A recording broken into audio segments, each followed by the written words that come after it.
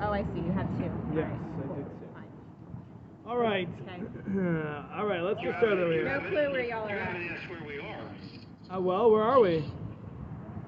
Well, I don't know, but you can't say that we finished bottling unless you ask where we are. I just asked, where are we? When I say where are we, that's the same as where we are. Yep.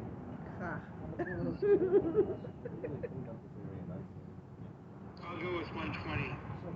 120. Wow. Okay. Anybody know where we're up to? I feel like that's where. Wait, was I here last week? Wow, that's a No. lot of drawing. I was not here last week. No, you were not. It's a national. Yeah, likely excuse. You did really well, by the way. Sure. That's awesome. Thanks for asking. No, not asking. Not asking. All right, shall we begin? Yeah. All right. Gentlemen, where are we at? And ladies, where are we at? All right. Leanne knows where we're at. Yeah. Okay. So are we up to Vamnam? No.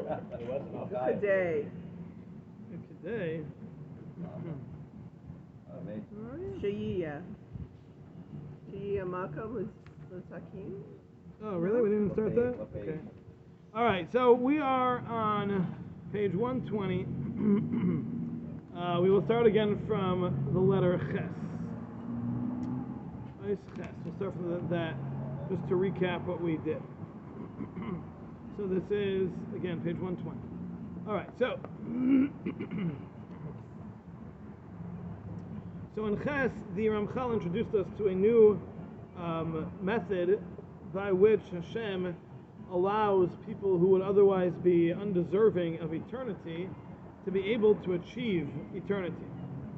And that is that Hashem's wisdom decreed that people should be associated with other people, and that a person's judgment isn't limited to their own personal experience, but also includes the experience of others. And by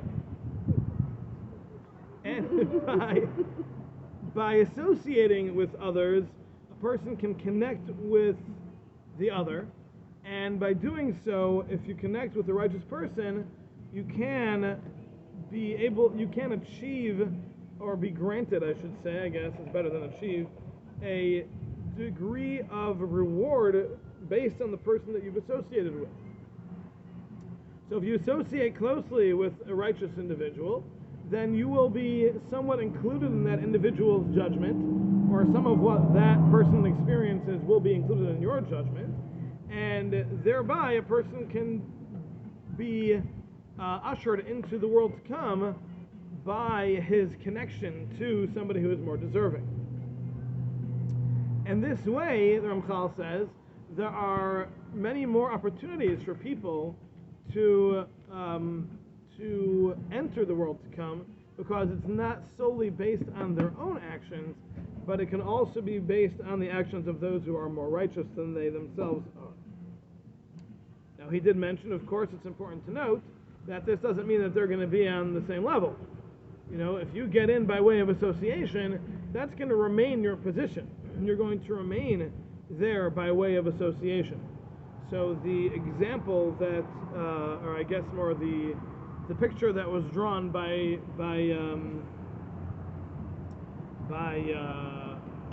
Rev. Chaim Friedlander, is that, for example, if Moshe Rabbeinu is teaching us Torah in the world to come, and I didn't learn anything during my lifetime, but I was associated with somebody who did, so I might get in, but I'm still not going to know what's going on. I'm still going to need my associate, who I'm tagging along with, to be able to fill me in on what's happening, because I'm still going to be lost. So it's that kind of the idea there, just to kind of picture it in a somewhat practical way. It's to understand that just because a person is in the world to come, that doesn't mean they're going to be on a high level just because they've associated with someone who's on a high level. Being on the level that they were is not going to change, but they'll be able to get into the world to come. So that is the system that Ramchal is explaining now. Okay, does this make sense? Are we good? Okay, so let's move on. Ukadei. Everybody see that? Ukadei? Yes, new paragraph? Ukadei. Okay.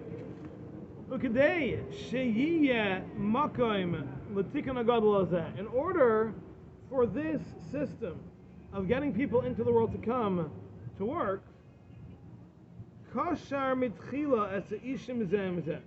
Hashem first interconnected people with each other. And this is the idea of all Jews are responsible for one another, that our sages mention in the Talmud. So we have this idea that all the Jewish people are interconnected, and we're all responsible for each other. And if one is falling, it is the responsibility of everyone else to lift them up. If someone is up, it's their responsibility to help those who are down. And everybody is responsible for one another. If we see someone doing something wrong, we have to, when appropriate, try to explain it to them and tell them, hey, look, this isn't right, this is not the Torah way, and try to help them in their growth. So that's everyone's responsibility to each other. And that is the platform, I guess, or the medium through which Hashem created this system in which people can associate with others and thereby be able to merit with the merits of others. And the way that works is with this mitzvah of Kol Yisrael Arevim Zeh, that all Jews are responsible for one another. So once we're responsible for one another, we have this innate connection, and that connection will not only require us to help each other, but it will also allow us to help each other. And by allowing us to help each other, it allows for that connection, which will allow someone to tap in to the sage or the righteous individual and tap into their merits and thereby gain entry into the world to come. So he explains, because through this,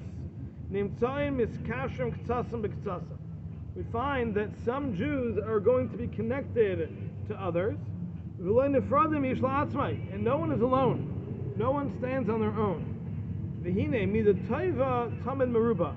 And we know, as a general rule, the good side is always much greater than the bad side. And if the mitzvah of Kol Yisrael that all Jews are responsible for one another is said of sins, meaning that if I see someone sinning and I do nothing about it, I'm also going to be held accountable.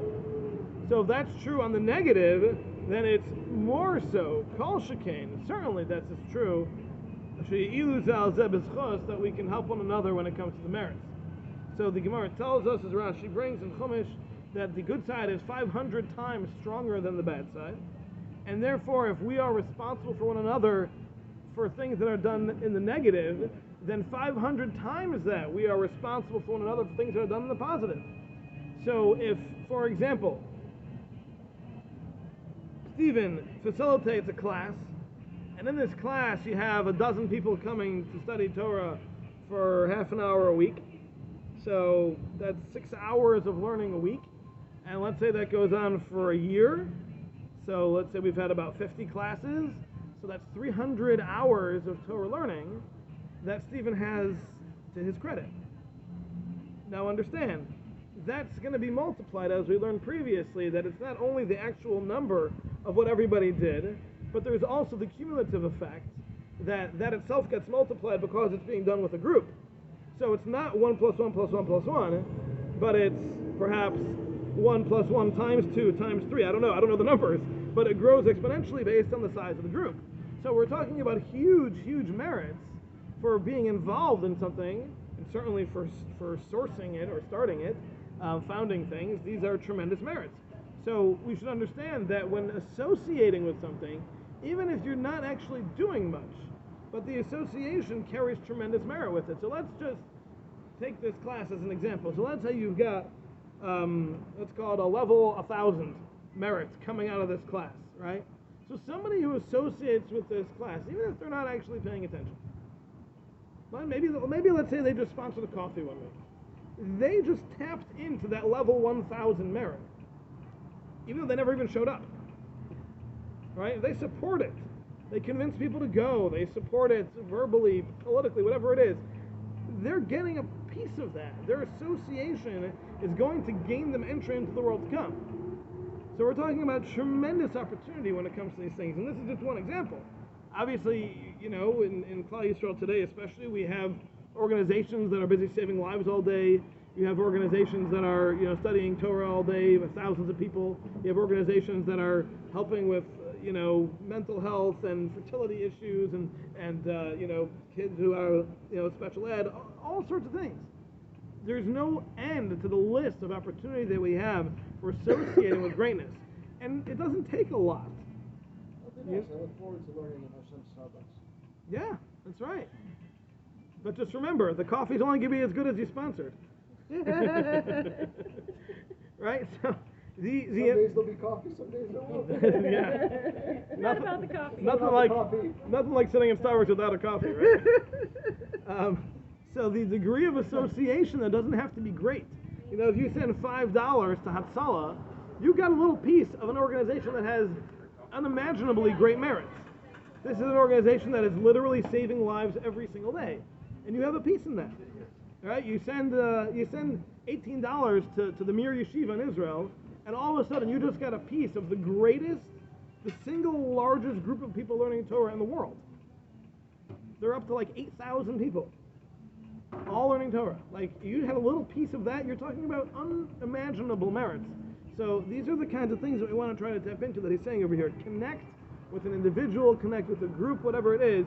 Your degree of connection is going to create this tremendous growth for you, and understand that this all stems from Hashem's system of Kol Yisrael Le'Evrim Zelazeh. The Jewish people are interconnected, and it's through that connection that we're able to tap into the merits of others, because it's said by demerits, so it's that much more so true of merits.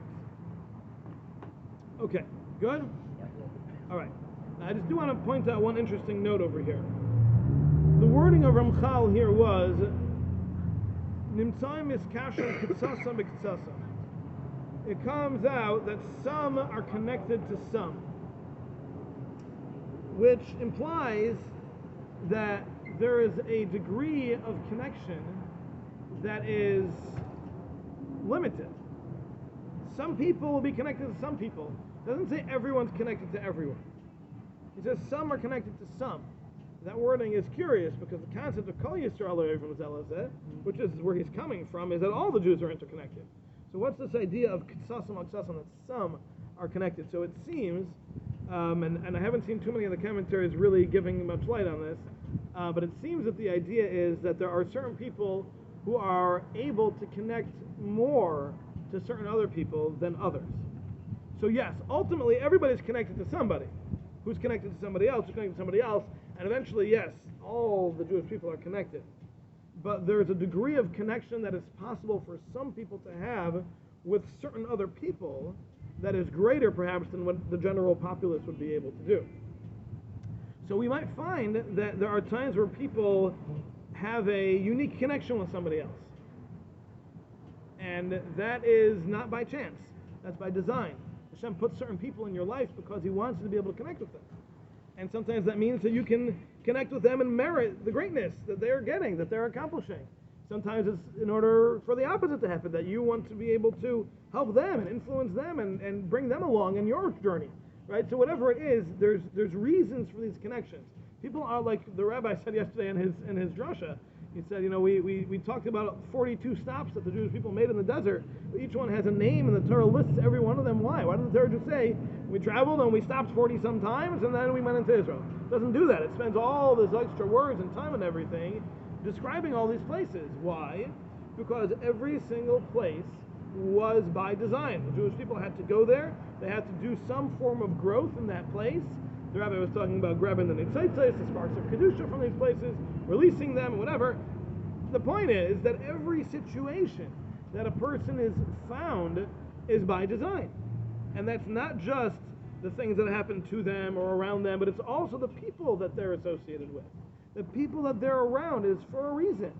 So if you end up somewhere in the middle of Georgia because your RV broke down. There's a reason, right? There's reasons for these things. Hashem has a plan because Hashem needs people to interconnect with each other, and that connection is sometimes you're going to be on the giving end, sometimes you'll be on the receiving end, but always value those connections because they're not by chance, they're opportunities, and we have to realize that Hashem has made a system by which certain people connect with certain other people, and that's there for your own growth and your own development, so make sure that you take advantage of that. So just an interesting note over here from his wording that k'tsasim al k'tsasim, some are connected to some.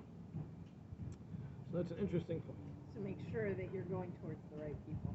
Definitely make sure you're going towards the right people, and if you've got people who aren't the right people connecting to you, make sure that you are the good influence. Just because sometimes you don't have a choice, and you've got people in your circle who aren't necessarily a good influence, so make sure you become the good influence. You become the influencer, not the influenced. And as long as you're being the influencer, you won't be the influenced.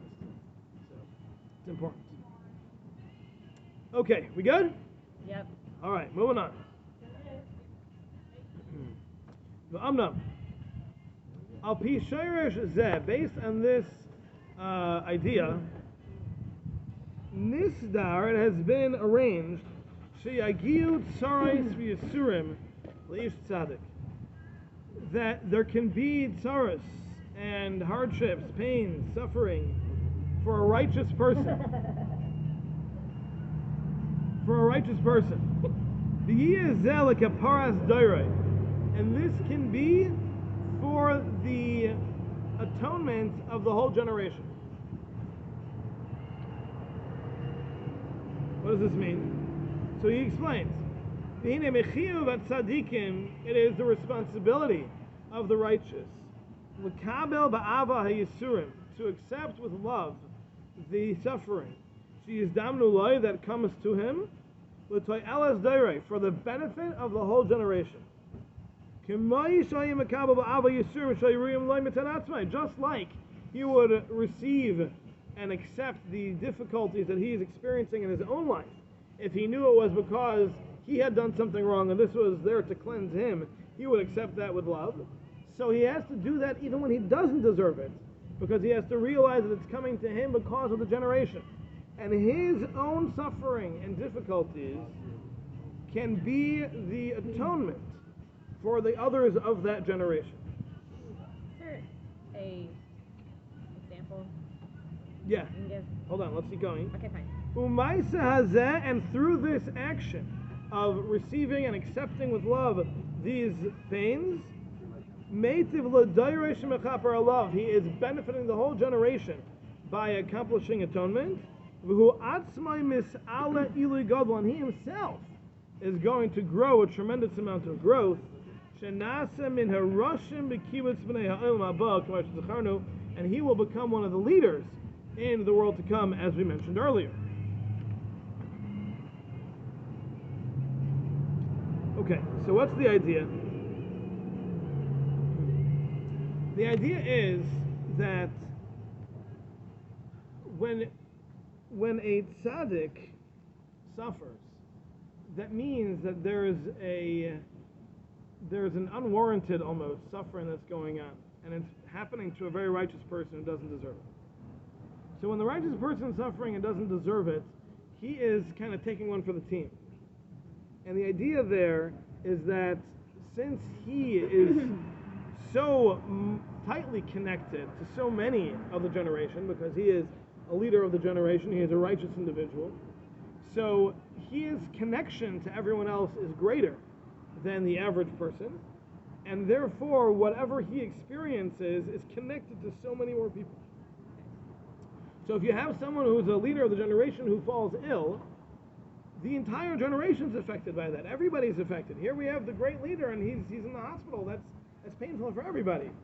But that alone, especially because it's not deserved, is so powerful that if he accepts it properly, that can achieve an atonement for everybody. And we find this idea throughout Tanakh, where we have righteous people who die, and it is explained to them that, or to the survivors, that this is the atonement for the generation. because these great people didn't deserve it, and they got it anyway, and they took it for us. And in doing so, the atonement is achieved. Now, that concept is something that was taken by the Christians, obviously, to an extent which is unreasonable, perhaps, but the idea there is a true idea, that the righteous people's suffering is able to achieve an atonement for the generation. But again, it has to be that they're accepting it upon themselves as such. If they don't, then the whole thing is wasted. It doesn't work. Well, also the people around need to understand that, or else they're not understanding that they may have, their actions may have contributed to that suffering because of the fact that the righteous one is taking on everybody's? Or is it I don't know. It doesn't mention over here that the others need to be aware of it. It doesn't say that, so I'm not ready to say that myself. So going through the commentaries, one point I wanted to bring out over here that he mentions in this volume, that Mesilas Yesharim, also written by Ramchal, and he says, at a chassid, the chassid is like the highest level of righteousness. A chassid has to care for the welfare of his generation. Hashem wants him to enhance their standing and to atone for them by davening for them, influencing them to do tshuva, etc. One of the sources he derives this from is the Medrash, which teaches that the various species bound together with the lulav represent Jews of varying degrees of Torah observance. Hashem wants them all bound together so that those more deserving will atone for those who are less so. So the idea here is that, yes, Hashem wants the righteous people to be connected, He wants them to be involved, and He wants to have them there to care for others and to take care of others. The davening of the Kohen Gadol on Yom Kippur is a tremendously powerful thing, and there's a lot connected with that. There's a lot connected with that davening, which is why we discussed it on Yom Kippur, his prayer that he would say, and there's a lot of interconnection between the individuals, and it's especially true of the righteous that they can take one for the team, so to speak, and their suffering can atone for a generation. Okay, now he develops this a little bit further, and he says, "V'ulam mizah hasug atzmai." From this idea, this level in and of itself, this category, yimatzei oid min acher. There's another subcategory within this, and that is yoysu gevayim alasa im etzes zecharno. That is a greater level than the one that we've already mentioned. V'zeh, that is kimasha zacharnu. That which we've mentioned. That a righteous person might be pained for the whole generation, that they, as a generation, perhaps were deserving of a tremendous punishment. Very great. Even close to a level of being destroyed, or losing their share in the world to come. V'hu, and this individual, be yisurav, through his own pain that he experiences, mechaper aleim, he is able to atone for them. Umatzilam ba'olam hazeh, he saves them both in this world. Umayolem gam la'olam haba, and he also helps them for the world to come.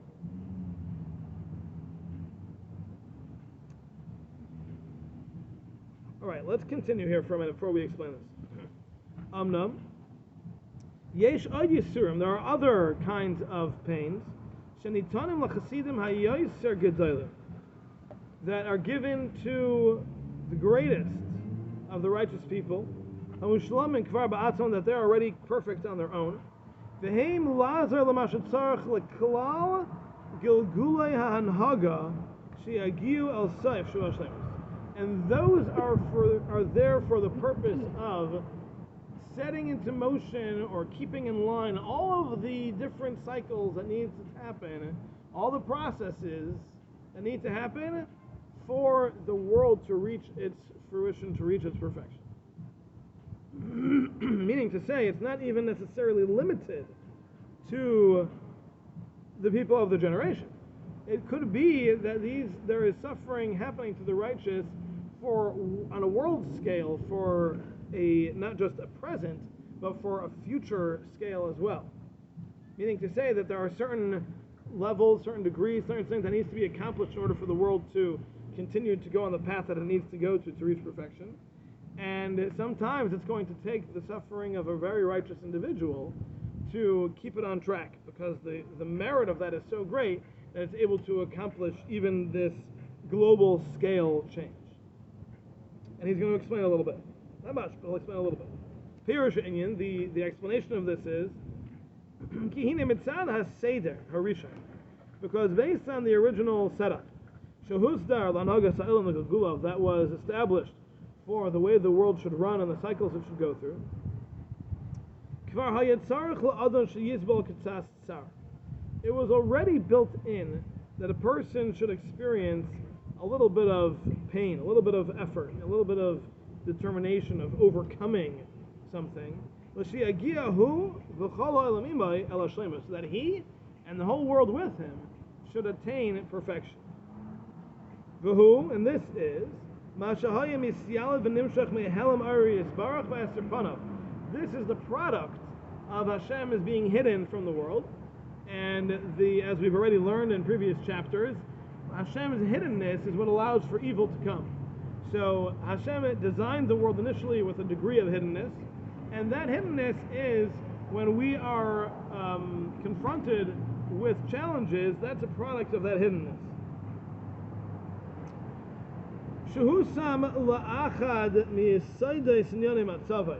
That was placed as one of the main elements, the foundation